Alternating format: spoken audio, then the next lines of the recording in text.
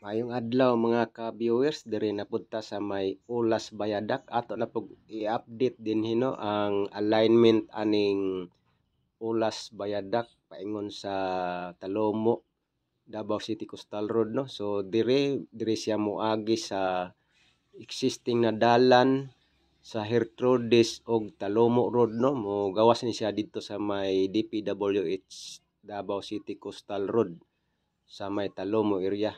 So ato na lang pud i-update dinhi ang kaning construction aning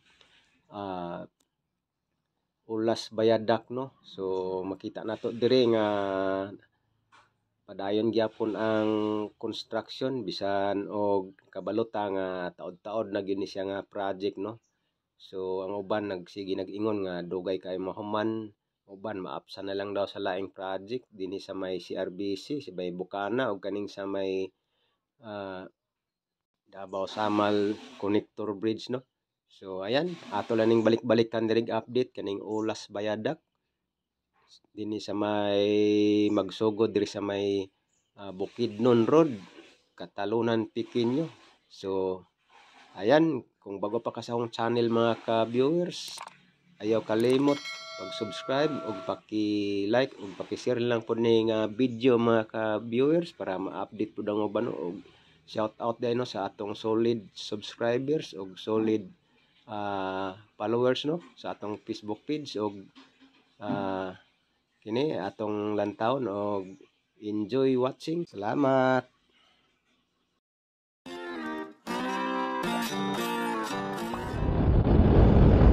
Ayan mga ka-viewers, padayon ta sa atong update. Diri ta mga update na pud sa may Ulas Bayadak flyover, Bayadak.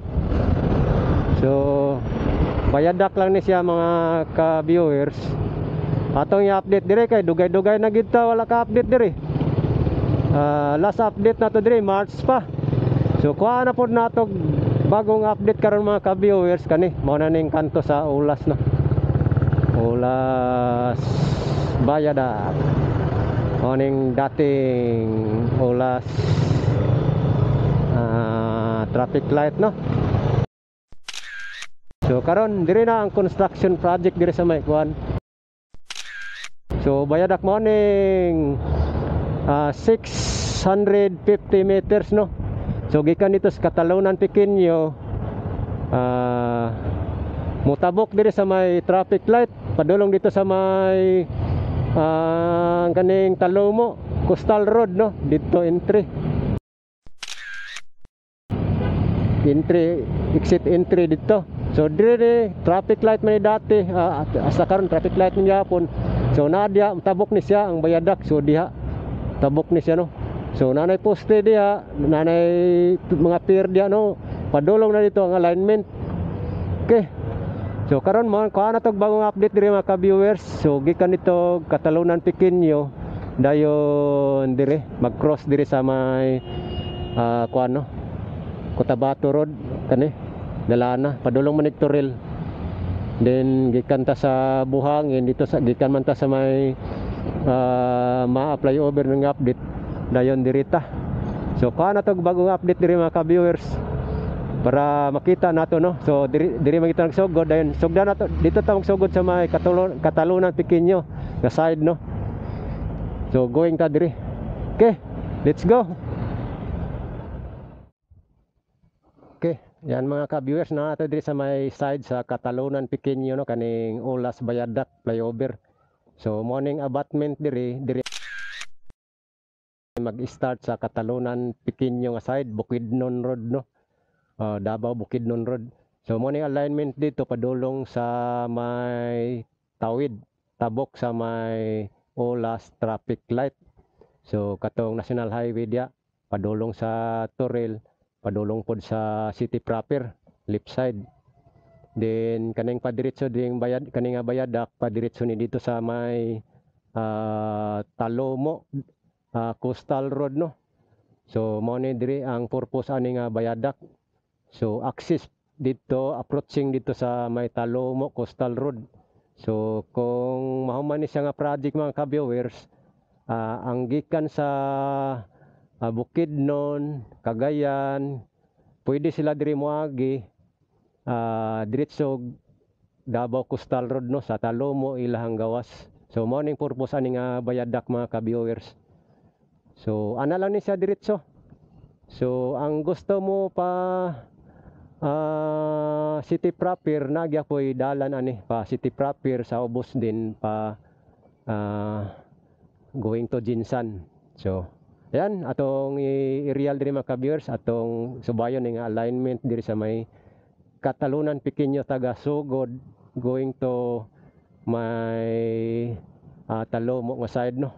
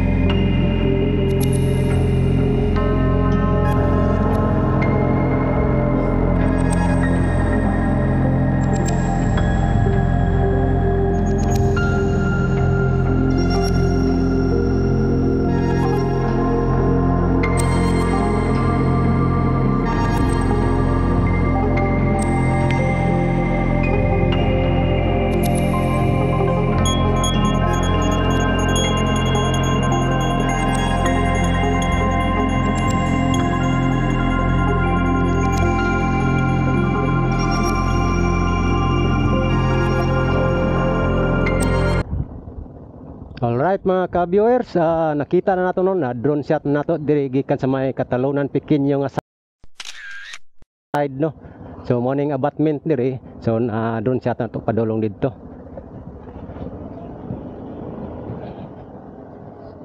So mo na ni diri ang butangan og girder nila no. So unang pair diri, dayon duhang pair og na sa ikatulong pair na sila no. Okay, mao na diri ato ang nakuha karon development karong June 24 no, 2024. So now, so same lang gyapon dito sa may flyover. So ikatulong pair lang gyapon sila dito. So diri ikatulo mao po ni upat na pair ni diri. So bali 16 man siguro ni ka pair diri. So 12 yata ni diri. Ika-4 dayon ika-5. Kalima nga pair dayon ika-6. So mo na diri no, mo na ika-6 nanay nabuhusan na dayon tanggalono na ni ilahang mga scaffolding ani. Okay, muna ika-6 dayon ika-7. So mo na tong update diri no. So bisag kabalo naman gid nga dugay na gini siya gisugdan, ato lang gyapon ni update sa inyo ha mga ka-viewers. So diri sa may Ulas Bayadak no. So ika-7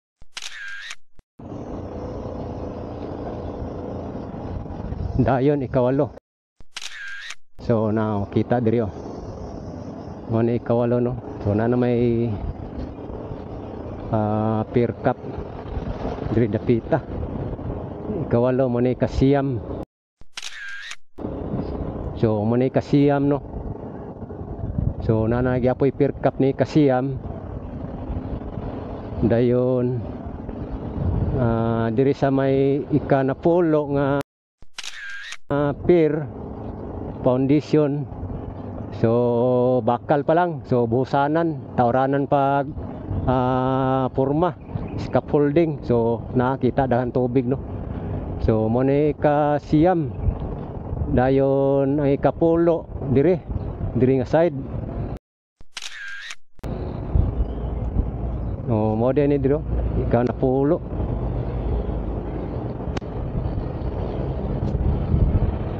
na.